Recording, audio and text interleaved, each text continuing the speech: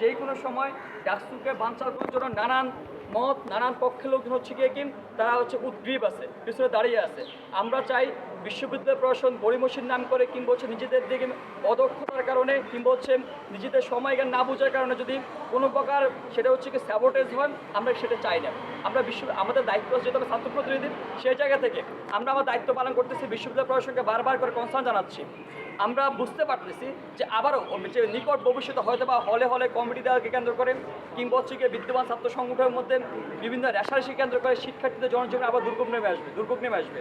আবার হচ্ছে শিক্ষাঙ্গন যে অস্থিতিশীল পরিবেশ তৈরি হবে, শিক্ষাঙ্গনের শিক্ষার সুষ্ঠু পরিবেশ আবার বিঘ্নিত হবে।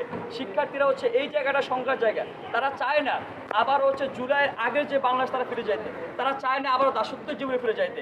আমরা এই জায়গাটায় ঠিক এই কনসার্নটাই বিশ্ববিদ্যালয়ের বিসি প্রভিসি প্রক্টর ট্রেজারার প্রত্যেককে ভালোভাবে হচ্ছে তাদের আয়ত্তে দিয়ে আসছে যে তারা আবারও চায় না।